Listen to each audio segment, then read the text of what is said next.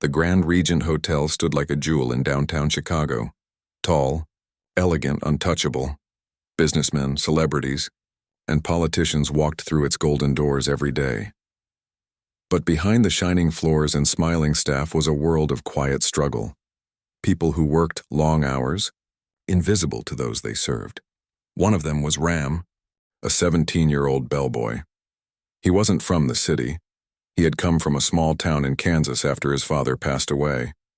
His mother's words echoed in his mind.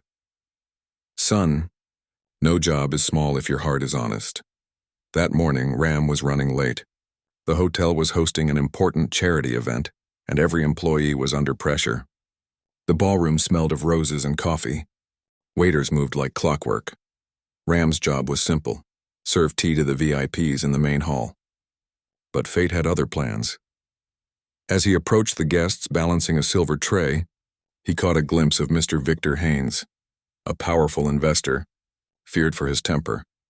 Ram's hands trembled slightly as he leaned forward to serve.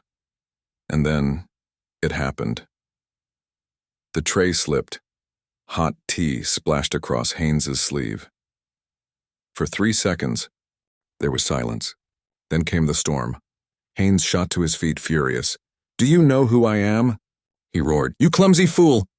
Look at this suit." Everyone turned. The manager froze. Guests stared. Ram's throat tightened. "I'm so sorry, sir."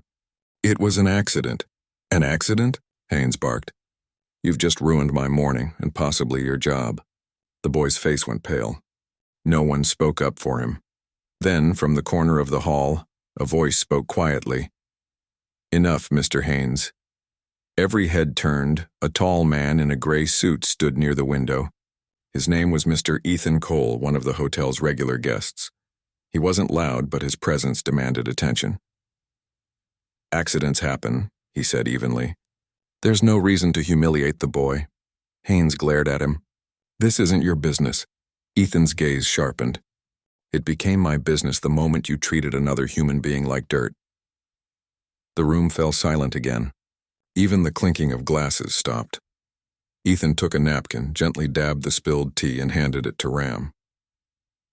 "Go get a towel, son," he said kindly. "We'll fix this together." Ram hesitated. "Sir, Go," Ethan said firmly, but with warmth. As Ram hurried off, Ethan turned to Haynes. "I know you," he said quietly. "Your company invests in charity events, right? Funny. You donate millions, yet you can't show kindness to one boy." Haynes's jaw clenched. He said nothing. When Ram returned, Ethan helped him clean the table himself. No one had ever seen a guest, a VIP, do that. By afternoon, the story had spread across the hotel. The investor yelled at the boy, whispered the staff, and another guest defended him. The manager called Ram into his office. "You caused a scene," he said sternly. "Be more careful next time. We can't afford bad press." Ram lowered his head. "Yes, sir." Outside the office, Ethan Cole waited. "Don't let them break you," he said gently. "People forget what it's like to be small." Ram looked up. "Why did you help me, sir?" Ethan smiled faintly. "Because someone once helped me when I made the same mistake." Later that night, Ram was closing the service counter when a call came from the penthouse suite. Mr. Haynes's room. His heart pounded. Was he in trouble again? He took the elevator, palms sweating. When he arrived, Haynes stood by the window, glass of whiskey in hand. "Come in," he said gruffly. Ram stepped inside. "Nervous." "Boy," Haynes began, "I overreacted this morning."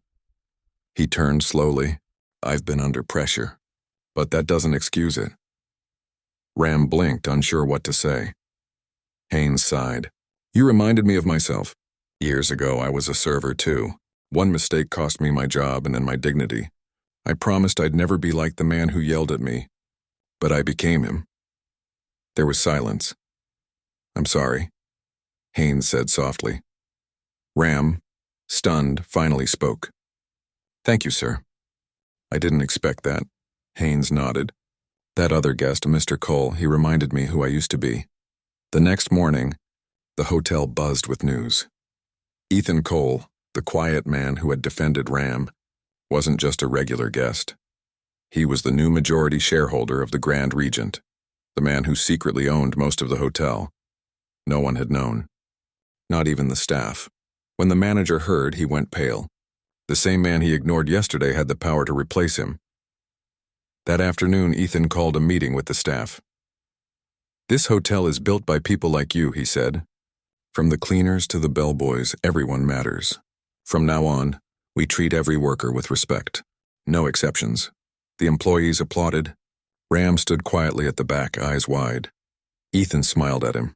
"Especially you, Ram." Over the next few days, things changed at the Grand Regent. Employees smiled more. Guests noticed the warmth.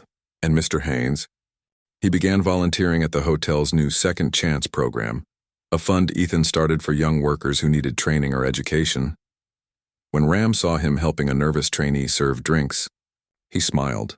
People really could change. Weeks later, Ram got a letter.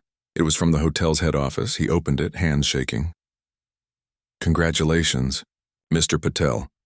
You have been selected for a hospitality scholarship under the Grand Regent Foundation. All expenses covered." At the bottom, two signatures stood side by side, Ethan Cole and Victor Haynes. Tears filled Ram's eyes. The same man who had shouted at him now helped him chase his dream. Life, it seemed, had its own beautiful symmetry years later. When people spoke of the Grand Regent, they didn't talk about its chandeliers or marble floors. They talked about the day a spilled cup of tea changed 3 lives. Ram became a respected hotel manager. Ethan continued his quiet mission of kindness, and Victor Haynes used his wealth to lift others instead of tearing them down, all because, on one ordinary morning, someone chose compassion over pride.